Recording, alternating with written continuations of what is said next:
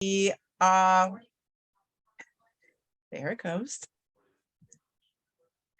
So when you registered to participate in this webinar, you gave permission for us to record, and you may be captured during the filming if you happen to ask questions and be sort of active participants, which we are looking. That is what we love for you to do. This is an interactive webinar. So without further ado, I'm gonna move us on to the next phase here. All right, so please make sure to, if you are joining on for professional development points, what we would love is to make sure that you go ahead and rename yourself so that those professional development certificates have your appropriate name on them, the way that you want them to be spelled. And I'm actually just going to back up one more because I know in the recording I'm going to move forward. In the recording, we sort of cut to us talking, but big welcome to the Absorb, Wonder, Think Green Chemistry Interactive Webinar series and our audience tonight. So, if you are enjoying what we're going to be doing tonight, then please join us on social media and go ahead and you can find us on LinkedIn, Facebook, all the social media sites, and you can follow us at @BeyondBenign. And we love it when people tag us when they're doing green chemistry in their classrooms. As during registration, when you signed up to participate, we asked you to sign a code of conduct. And this is just a reminder that in our community, we are all about everyone being kind and respectful to one another's thoughts, ideas, beliefs. And essentially, this is the ask to be respectful, and we just want you to know that this is a safe place, and we ask that you respect and honor that as well. We'd briefly like to make a land acknowledgement. And here, knowing that we've got so many people who are zooming in from virtual spaces all over the world, it's really important that we acknowledge that us, Beyond Benign, and wherever we're tuning in from, we're on unceded lands. And so we want to just take a moment to acknowledge the Indigenous nations that have lived here before colonialism. So, next up, a little bit about Beyond Benign, who we are. If go ahead and in the chat if you have been doing green chemistry or familiar with green chemistry before. Take a minute to go ahead and say if you have been doing green chemistry with your students prior to coming tonight. Awesome. Love to see that. And if you're new, we'd love for you to go ahead and let us know about that too, because this is ideally this webinar and this interactive experience will provide a little bit of an opportunity for us to showcase a few of our lead teachers, Veronica, Morabito-Weeks, and Baldo, and they're going to be able to basically tell all about what they've been doing with us, and then we'll have an opportunity to walk through and have a little interactive time and do a little breakout sessions. But I digress. So you've had the Beyond Benign slide up here for a while, and essentially you can read, but Beyond Benign is all about envisioning a world where the building blocks are safe. And we believe that it's all about transforming science education. And that's what we're dedicated to at the organization. As you can see, we walk across all the programs. Specifically tonight, we'll be talking about our K-12 programming, and you'll be hearing about those resources. But we believe that it's an entire continuum, and that it's crucial and critical that we are able to work with not only K-12 audiences, but all the way through up till industry. And you can see how they weave and bob and connect all the way through. And it's really essential that we're all working together to get there. So it's really exciting. Green chemistry is an exciting field because there's so many job opportunities on the horizon, and there's such demand for sustainable solutions. We often get swamped when thinking about the many environmental problems and challenges that we have to face, but we're here to say that green chemistry offers solutions, and the reality is we just need more and more folks that have the right skills to be able to help solve some of these pressing challenges. So in particular, what's very interesting, and this came out of this recent report from Pearson, really talking about the gap of education materials for climate change. And this was one of the drivers that sort of brought about the curriculum that we're going to talk about tonight, and it was recently created. So as you can see, there's this gap, and we're looking to fill it. Like how is it that we can provide more resources to educators so that they can get the understanding to be able to then create solutions to climate change. So I'm gonna get stuck in passing it over. So I'm gonna turn it over now to Bob Baldo, and he's going to talk us through the partnership with Impossible Foods. Yep, Bob, are you good? Okay, you yes, I'm. All right. I didn't want to interrupt, Kate. Thank you. No, you're good. I'm awkward handoff. So just as we start, the people who are not leads and have not met me before, I'm an elementary school teacher. So the lessons and such worked great with my 5th graders. And that's the mindset I bring into the table, is how do I start? And as we begin this, you'll see starting at the elementary level. So our goals were to engage students with lessons. I'm going to quickly read some of these, relevant to everyday lives, because we all know that if you can get the students connecting to this themselves, they're more likely to be invested in the lessons. We need to increase science literacy around biodiversity, and I realize we're from all over the world, but some states and areas, science is not in the forefront of some classrooms. Our goal was to design open access curriculum to be used in formal K-12 schools across the US and beyond.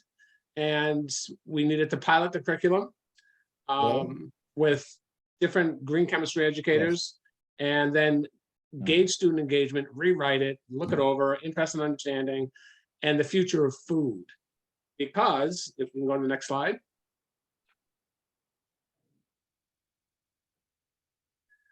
Our overarching question for this whole lesson, or these lessons, was how will we sustainably feed an estimated 9 billion people by the time you reach adulthood? And looking at elementary school kids, 2030 is about the right year. And we want our students to take away the plate to planet connection, that what they're eating does impact what's going on in the world around them. We need them to be being able to understand both the problem and the solution. We need them to begin to internalize that food is science. Green chemistry is a solution. And we also want to increase curiosity and desire for the students to take action, become proactive at their age. And also create a career interest in STEM as a career goal. Thank you. So plate to planet. I think that was just a quick slide to move on. Lesson 1 for this program is being in the loop. It's on biodiversity. I'm going to spend a little bit of time here. I'm not going to open the lesson plan. That's available to all of you through Beyond Benign. I don't want to read you a whole long lesson plan. But if you've never looked at a Beyond Benign lesson, I will tell you just briefly, it gives background, it gives vocabulary, it gives teacher notes, so if you're a teacher who's not necessarily strong in a particular area, we provide you as much information as possible, we front end it, and then we we embed it in the lesson as well. Being in the loop, talking about, can we go back one? Thank you. Biodiversity, the lesson started with just a discussion around the students, what is biodiversity? How does that impact us? And then taking hula hoops, your basic hula hoops, we went outside on our school property. And I found areas that I would have considered transition zones between either dirt paths and grass to trees. And it can be done also in a city setting as well. Then the students, through discussion, they had to identify, and I'll show you some slides as we move on in a second, plants and animals that they see. How are they interacting? And some of it may not be the plant or the animal, but it might be the evidence of it. And then the discussion continues about biodiversity and what causes changes in biodiversity, in their case, the school setting or in their town. And then they come back. We discuss biodiversity. We discuss what would happen if a species took over or a species disappeared. And the 10-year-olds are really good about picking up on what would happen to other species if there was an influx of something new or something completely taken away. And now the next slide, please. While you're waiting for the slide, just feel free to modify these as well. In my school, we do it as more of a scavenger hunt, but it still works very effectively as well. Thank you, Veronica. Absolutely. All the lessons can be easily modified to the upper middle high schools and lower. Just open mind. And yeah, I forgot Veronica had done it as a scavenger hunt. So keeping our overarching question, this slide, we do present to the kids, just the idea of how will we sustain, and then these are projected numbers. And if you go much past 2030, then you're getting into, larger and larger and larger numbers. Pretty scary. And what? I'm sorry. Pretty scary when you look at it. It is. And the kids realize that. At this point with my students, I show them the world population clock and just show how fast the numbers are actually climbing all the time. And we can go to the next slide. We throw in, we provide in the lesson, that came out wrong. We provide in the lesson links to, I'm not going to show you Bill Nye, but it does have a video on biodiversity. It's easy to access either through Discovery Ed, if you have subscription to that, or YouTube would have it. And it does a nice job on the biodiversity and what happens if populations change dramatically. Thank you. For my students, when we watch a video, we always have something to do to keep them engaged and focused. And so before they watch, you can just see, what do you do? What do you know, et cetera. AWLs are pretty common. And then after, to see what they've changed. Next. Here's an idea of a sheet. My students went out with a clipboard and they identified, took pictures, drew, because the push that I tried to do with my students when we're outside, because they all want to bring it back to the classroom. And I remind them that you can't. You're there to observe only. You're not there to take. So they draw, they take pictures. They have, their Chromebooks they can take pictures with, or they just list. And if they don't know, I'll help them out, or I'll take a picture, go back, and we'll go see what we can figure out. Next slide. So in here, I would love to be a pinch interactive. I would love to see what in the chat, please, how environments change. I'll give you a minute or two. Just type in either what causes environments to change or how do they change. I'd love to have you throw some things into chat.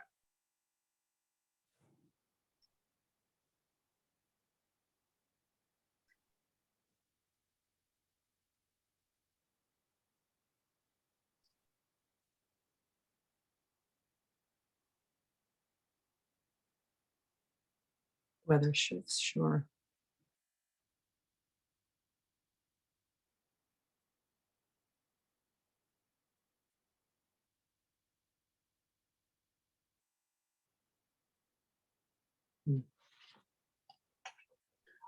I see some really great answers to that question. Yeah. Yeah, definitely. Feel free to continue. But I'm going to just move on and keep adding. Because I can scan them as you're putting them in. My 5th grade students, when I posed this question, we had just built a brand new school. So they had seen, and we built it on the property of the old school. So they saw what the land looked like and what it looked like new. Because we lost soccer fields to parking lots, but we got new soccer fields. And they were all about the dramatic changes for our small community. So they had a moment that I could connect back to their lives with all newly planted trees on a property where a huge building is that wasn't. Woods were gone. So they definitely, and then we had some good discussions around and how's that impacting, the life. If we can go to the next slide. Thank you. So here we show students some examples of worldwide choices. Is Brazil, same location, but years apart, when it was a rainforest and then when it's been cleared for pasture land. It's kind of an activity you could pick. Like I used my school property, aerial photos of before and after the school. You can usually find some before and afters of different areas, or you can pick places that they know. For example, like Disney World, Disneyland. You could show before and after the parks are built, just to show, again, human impact, and it leads to a good discussion on the biodiversity that's there or not there. That's the same thing we do here, Bob, too, because we're on Long Island. That used to be such an agricultural area. And now it's just, strip malls and condos. So we like to show photos that the kids can relate to. And the ever diminishing wild areas on Long Island. Yeah. So feel free, everybody, to, use your own area. Yeah, and absolutely. And urban areas, we're trying to put back the greens to just start. Green spaces now. Reverse it a little bit, right? I hope. So wrap up, these questions, I would have students, I still believe in handwritten from students. Research shows that handwriting is still better than keyboarding. It gets back into long-term memory. So I do journals with the students. So the wrap-up questions I would have used would have been, what would happen if the air was no longer left as a natural environment? And what would happen to the plants and animals that live there? And just have the students, think, pair, share, have them write their own, then, go out to the class with it, or there's jam boards. There's so many ways to engage all students at once. And I believe at this point, I'm going to turn it over to you, Veronica. Okay. Hi, everyone. I'm Veronica Morabito-Weeks. I also teach 5th grade, inclusive classroom on Long Island. This was just such an amazing curriculum that Bob and I were able to work with Impossible Foods to create. I love the company, and I was always looking for a source of heme for myself as someone who has iron deficiency and am a vegetarian. So I definitely bought into the whole program. Lesson 2 is about the building blocks of biodiversity, losing the building blocks of biodiversity. You can click on the lesson at your leisure, and it has a full lesson plan with it. But it's basically about the human impact and how it decreases biodiversity in an area. Next slide, please. So if you would like to answer this in the chat as well, the question we're looking at is, how could what we eat impact biodiversity? So if anybody has any ideas that they want to put in the chat, we'd love to hear it. How could what we eat impact biodiversity?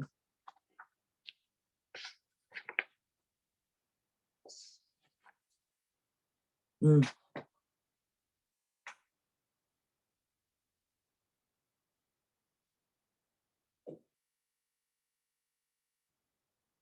This is kind of a hard question too, when you think about it. Oh, I love that. Soil networks.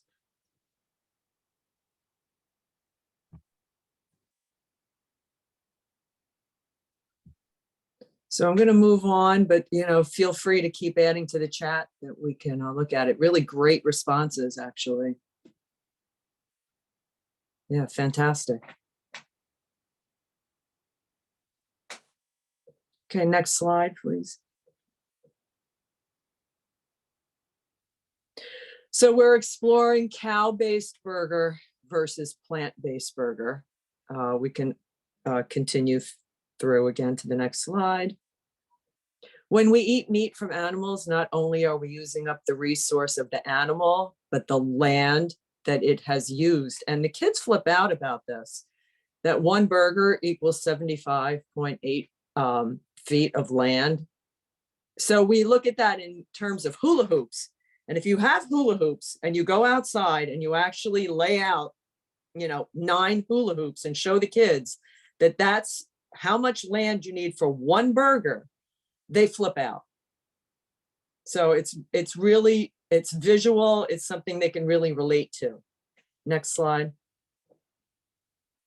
And here's the comparison. One plant-based burger only uses, a small amount of hula hoop, like a third of it, where a cow-based burger, you're using almost 9. So I know Bob has done this as well, and the kids are oohing and eyeing, and it's just an amazing thing. Next slide. So now we have to be very careful. We don't want to make kids feel bad about eating meat. So a lot of how we do this is basically anonymous. You can use a Jamboard or any kind of web base to get answers, or have them use Post-its and just put it up on a board. But we look in our class how many numbers of burgers are eaten. Then we think about the 5th grade, and then we calculate it by 9 billion people. The kids got so interested in this, they took the menus from all of the schools in our district and started to calculate how many days per week they offer something that uses cow meat. And then they really started to flip out about it. And they realized just how detrimental, how much land is being used for cows. Next slide, please. And of course, we're always making sure not to make anyone feel bad. We don't want the parents contacting us and saying, oh, my kid doesn't want to eat meat anymore. And now you can see how much less hula hoops diversity is lost when you're using plant-based burgers. Okay, next slide. And here's a calculator that's fun to use. We put it out on our kids' iPads, let them play around with it, and they love that. So you're measuring your impact by eating cow-based meat. Next slide. So how can we invent something better? The answer, green chemistry. Green chemistry, it focuses on problem solving, reduces our human impact to the environment, and is very creative and innovative.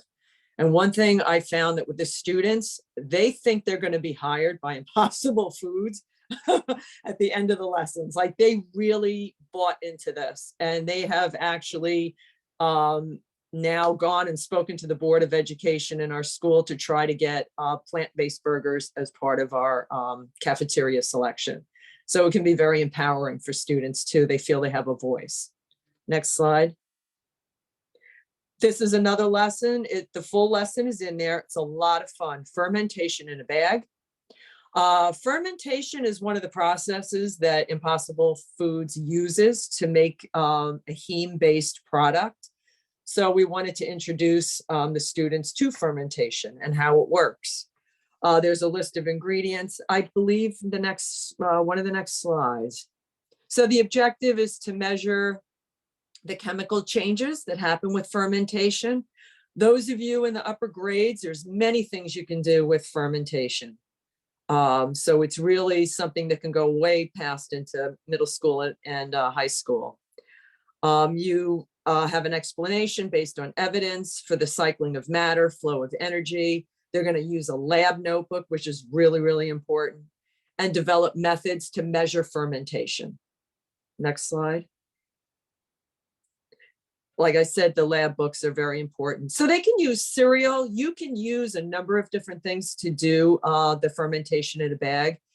It's very visual, so you'll hear a lot of oohs and ahs. The kids absolutely love it. And then we got a little crazy with it because we looked at other foods that are made using the fermentation process.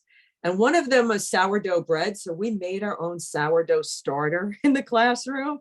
And I'm still using it to this day. So that was really exciting for the kids too. So they really bought into this whole process of fermentation. Veronica, and I could just jump in for 1 second here. Sure, absolutely. It says there the feedstock is students' breakfast cereals. You can let them bring them in. And then what you can do is you can go online for the nutrition chart, maybe just for you. And then you can connect that to the amount of CO2 being produced when the kids figure out how to measure it based on the sugar content of the different cereals. And you could do just like pure sugar, just connect all that back. Because the one thing I think Veronica and I'll admit, I haven't said it either, there's so much math in these lessons. Absolutely. It's math as well as science and a lot of reading, because at the elementary level, we have to make sure we're touching everything. Sorry, back to you, Veronica. No, it's a great point, Bob. Absolutely. And I think the journaling is really important for them too, and really taking on that role as a scientist. They really felt like food scientists when they did this lab. Next slide. So now we have some fun. They're again thinking of themselves as food scientists. Lesson 4 is about the Chinese yam. And the full lesson you can download at your leisure. It was really an amazing thing. I had never seen a Chinese yam before. It's very hard, long. It just was what you're really looking for. Next slide, I think we say. You're kind of inventing, you're getting the students to invent a new product with food using this Chinese yam. So before we get into the lesson, let's have you start to think about being a food scientist. And you're going to go ahead and you're going to try this matching game. So you're going to look at the raw materials and you're going to pair the raw material with the food or product that you think it will go with. We're going to have you go into 4 breakout rooms. And you're going to try this with your group and talk about it and see if you can pair the raw material with the food product. Okay, it's a lot of fun. It is hard, so don't panic. Talk about it and see what you can come up with. Next slide. Let's see if we go right into the game. No, I think she's going to put us right into the game. I think so. Okay.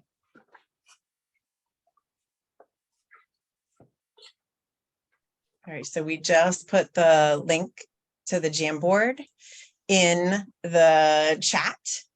And we've got Nina Melter, who's behind the scenes and assigning everyone to a group. So the rooms have been opened. Please go ahead and join the room.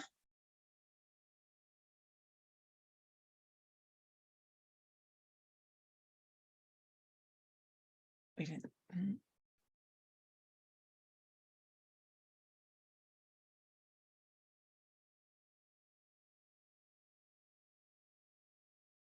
All right, and for those of you who are just listening. What we're going to do is we're going to bounce you into a room.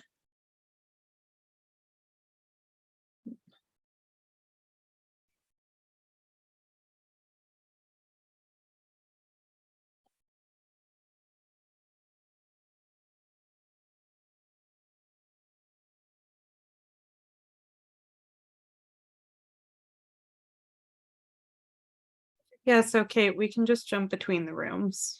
Okay. Yeah, no, I know. It's always good Because to it have wouldn't let somebody. me assign either of us to one of them. Yeah, and that's better because then in case something happens. But I'm just realizing like I didn't give the instructions to say like they're gonna share back, even though it's written there.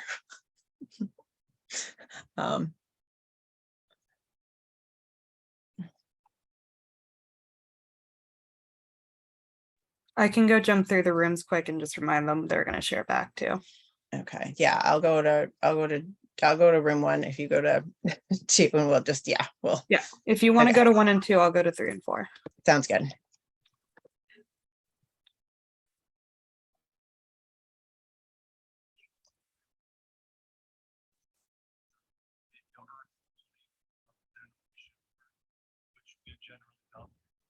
we're all going to have people on the call, for the homecoming dance Friday night.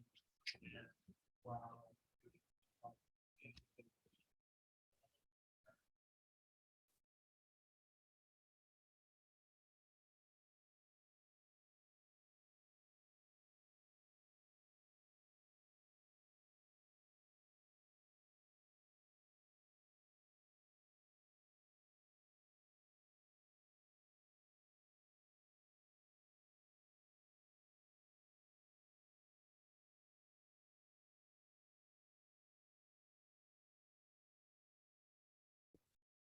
Hi, Carl. If you could go join a room, please, that would be lovely. Same with you, MD.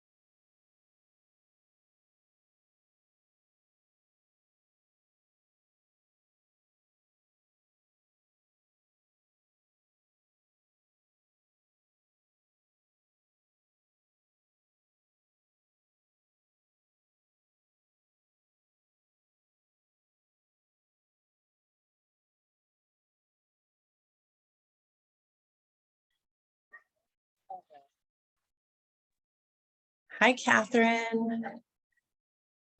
We've got people in breakout rooms right now, if you're interested in joining one of them.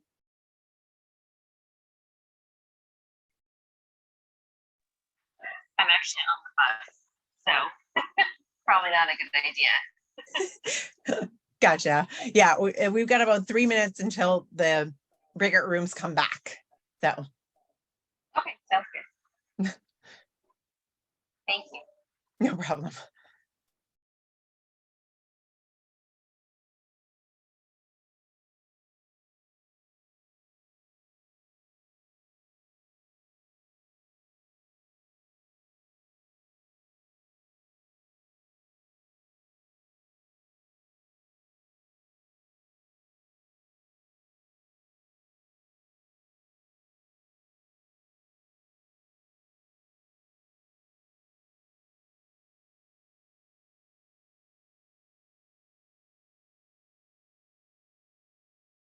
Let's give you. Thank you for putting that back on. All right, so and I feel like the groups did really pretty excellent for not having all the information and for, putting those thinking caps on to be able They were to. amazing, amazing, really. Yeah, Absolutely. and it's all about creativity too, so I think that's kind of part of the fun of this, but Mhm. I'll let you guys speak to that. And I know that we're at about 10 minutes of, so I'm going to say that and I'm turning it back to you, Veronica. Okay. So the Chinese yam is a lot of fun. They're really the purpose is to isolate a glycoprotein in a Chinese yam. That was the picture of what it looks like. I had never really seen one.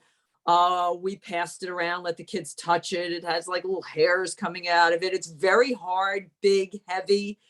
And they knew that they were going to try to isolate this glycoprotein. We also wanted to think about what could we use this for? Like now that we've done the matching game, what kind of products could we make that are normally made with animal using this plant? So they did a lot of things with it. They weighed it. Then they wanted to, weigh the bowl. They wanted to get a real weight of the product. Then they put it in Ziploc bags and they had to decide how they wanted to smush this thing. And it was funny. Some had rolling pins, some were using fingers. I mean, they were just really having a blast with it. You mush it up in the bag and then you have to run it through cheesecloth. Let me just say, do not do this after lunch because it makes the most horrible, slimy product you could imagine. So the kids are a little grossed out at first, but then they really get into it. And they almost made it a little bit of a competition who had the smoothest, most lump-free product at the end. And then in the beginning, they don't really know it's going to turn into a slime. So that's like one of their hypotheses. What's going to happen with this, as you're breaking it down. Next slide. So what's your hypothesis? Did it break down into the slimy? Like I'm looking at one of the journals. This group thought their Chinese yam would turn into a slimy, bubbly, liquidy consistency. Then they talk about it. What's the properties of it? They kind of play with it a little bit. They leave it out to see if it dries. What does it feel like? They touch it. And then they come up with other foods or products that they could make, or even properties about it that would be interesting to a food scientist. What animal products could it replace? Did you expect this to come from a yam? Not one of them ever thought that this hard yam would yield this incredibly soft, slimy material. Some of the ideas they came up with was just incredible. They thought it could be used to coat like medicine that they have to take, so it goes down your throat smoothly. They were just brilliant in the ideas. They thought it could make a great shampoo or conditioner, a body wash, a healthy yogurt. that it could make a cake batter more light and airy, mashed potatoes to add creaminess and thickness, corn muffins for fluffiness, ice cream for creaminess. Like they really just went crazy. They thought it could be used as a coating on apples instead of the waxy coating. So here are some of the pictures of my kids. And that's what it looks like. There they are measuring the weight of the yam. Those are the actual yams. There they are smushing it. Some use their hands, like I said, different things. There you see them making it go through the cheesecloth, and then their analysis. Then they thought about yield. Oh my gosh, look at how much of this yam, and we only got a little bit of slime. Like, is that going to be worth it for a company like Impossible Foods? What do we do with the byproduct of it? So they really went wild with this. This small little experiment, they became food scientists. It was just amazing to see. Next slide. There's a good question here that I'm just maybe going to pose Sure. to you and Bob, because this is good timing so when you do the matching game with the students, do the students do the match from experience only, or do they research the materials? The first time I tried it, I realized they had no background and it wasn't going well. So I did have them research. And like I was telling my group, we even researched like that. We had them look at commercials, like new food products that they saw, new candies they thought were interesting, things like Pop Rocks. Who came up with that idea? Like they started to kind of think about innovations and then did the match. And they had to look up what a mung bean was. They didn't know. So they couldn't really think about what kind of food you can make from it when they didn't know what it was. So we did have to have them look up a couple of things, but they weren't allowed to like look up the answer to the actual match. You know what I'm saying? But they did do some research. I did both to show the students that background knowledge, prior knowledge is extremely important. So they did it cold. And then we kept those results. Then I had them do the research on what they wanted to research, because some they felt comfortable with. So I left that as an open-ended. They researched some, and then they came back and changed a lot of them. Wow. And then they had discussions with each other, because someone researched, say, chickpeas, but someone didn't do chickpeas. So they would, no, I looked that one up, and so they were teaching each other. Right. So I did both. That's great. That's great. And it's the one really great thing when we finished this whole unit was that I had so many students that said, you know what, I still like my burger, but I'm not going to have a cow-based burger all the time. I'm going to add plant-based burgers in. I'm going to get my family to one night a week, instead of having our regular burgers, we're going to get an Impossible Food burger. And they felt like that little change would make an impact on this earth. That they couldn't stop their love of, meat, but they would definitely do a little bit of both. So they felt they were making an impact. And I love that. It came from them. I didn't tell them to do that. That's something they came up with on their own. And I thought it was fabulous. And then for more information, the lessons are open source. They can be found on beyondbenign.org, impossiblefoods.com/schools.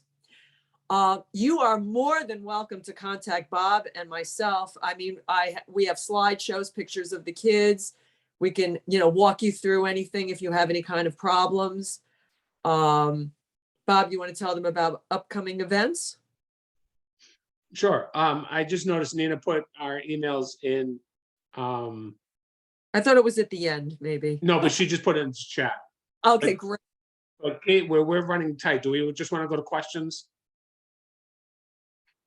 Yeah, that's where I just wanted to, if there was an opportunity for questions, and we can put in the chat that there are upcoming opportunities to not miss out on the next webinar for sure. But with these last couple of minutes, we'd love to be able to answer if there are any questions. There's a really neat observation in here from Annette.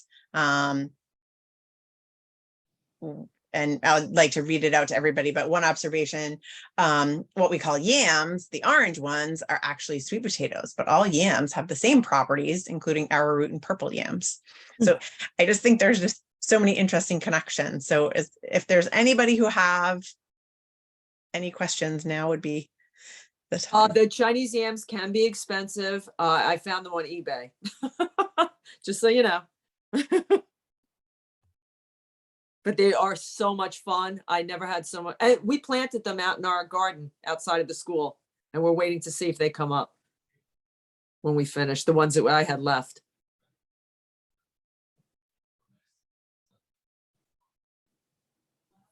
Thank you, Nina.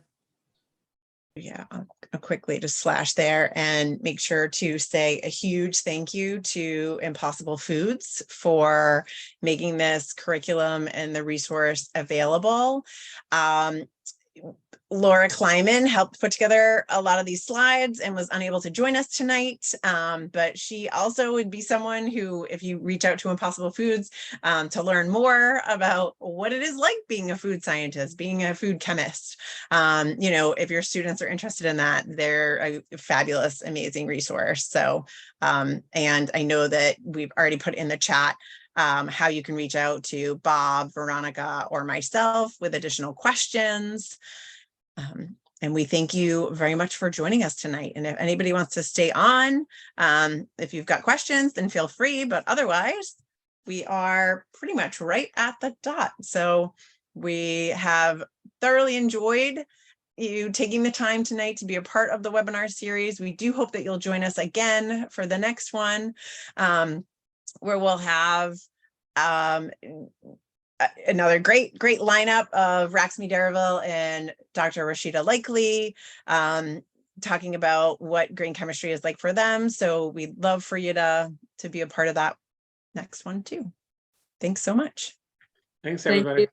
Bye. Thank you. Thank you. Bye. Bye. Thank you. Have a great night. Okay, you take Yeah. care, mother. All the best. Thank you. Thanks, Amy. Thanks, you guys. That was fantastic. It was so great to hear straight from you guys about it. So Thank you. super Laura exciting. was a joy to Sorry, I work didn't with. realize that was you at first. Well, I know. I don't. You couldn't see. I was like, oh, That's God. okay. I was like, oh, I'm mortified. That's So quite all funny. right. No, that was perfect. And you had a good group of teachers there that were moving things Oh around. yeah, they were so nice. They Yeah. seemed really interested in it, so it's always a good thing. Yeah. Oh, Anne, that's so And good to Anne, know. that's amazing. That's good to Oh. know, right? Oh, did she You know. jump off? Is she still there? Oh, she I jumped think off. she jumped off, Oh, but that's good to know.